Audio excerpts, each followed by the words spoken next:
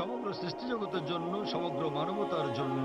সুতরাং মোহাম্মদ সাল্লাল্লাহু আলাইহি সাল্লাম যেহেতু সর্বশেষ এবং চূড়ান্ত নবী ছিলেন, তিনি শুধু মুসলিম বা আরবদের জন্য প্রেরিত হননি, এসেছিলেন সমগ্র মানবজাতির জন্য। এবং তিনি যে বার্তা নিয়ে এসেছিলেন তা শুধু একটা নির্দিষ্ট সময়ের জন্যই নয়, যেমনটা তার পূর্বে যারা এসেছিলেন তাদের বার্তা ছিল একটা নির্দিষ্ট সময়ের জন্য।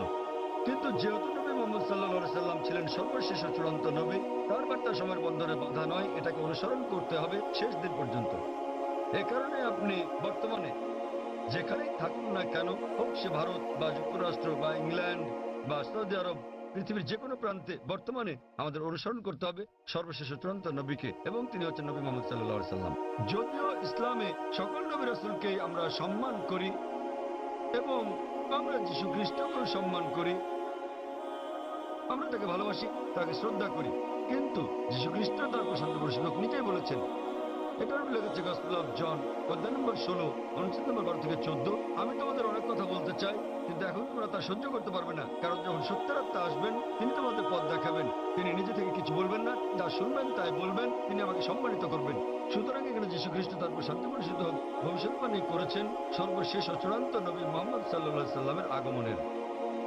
এই কারণে আমরা বিশ্বাস করি যে যীশু খ্রিস্ট তার শান্তি বর্ষিত হোক এই পৃথিবীতে আবার প্রত্যাবর্তন করবেন, এবং খ্রিস্টানরাও এটা বিশ্বাস করে। তিনি যখন আসবেন তিনি নিজেও আনুগত্য করবেন আল্লাহ সুবহানাহু ওয়া তাআলার, এবং সর্বশেষ ও চূড়ান্ত নবী মুহাম্মদ সাল্লাল্লাহু আলাইহি সাল্লামের শিক্ষা মেনে চলবেন। তাই এটাই হচ্ছে কারণ যে যখন কোনো মুসলমান কোনো বক্তব্য শুরু করতে যায় অথবা শাহাদাত দেয়, প্রথমেই সে এক এবং একমাত্র আল্লাহ সুবহানাহু ওয়া তাআলার নাম স্মরণ করে।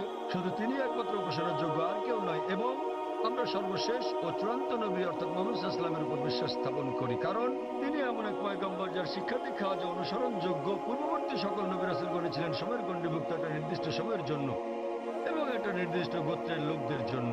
যেহেতু নবী মুহাম্মদ সাল্লাল্লাহু আলাইহি ওয়াসাল্লামকে পাঠানো হয়েছে সমগ্র মানবজাতির জন্য এবং তার বার্তা সময়ের গণ্ডীভুক্ত নয়, এ কারণে আমরা তার নাম উল্লেখ করে থাকি। অন্যথায় ইসলামে আমাদের সকল নবীদেরকে সম্মান করতে হয়। আর আমি যদি আপনার কথা মেনে নেই, যেভাবে আগে বলেছিলাম আমার লেকচার শুরুর সময়, আমাকে বলতে হবে আল্লাহর নাম যিনি সর্বময়, সর্বোচ্চ, ক্ষমাশীল, এবং তার নবীদের নাম আদম এবং নূহ, তারপর সালেহ, ইদ্রিস, ইব্রাহিম, ইসমাইল, ইসহাক, মুসা, ঈসা, এবং তারপর আরো কারো নাম বলে আমি বলতে পারি মুহাম্মদ সাল্লাল্লাহু আলাইহি ওয়াসাল্লাম।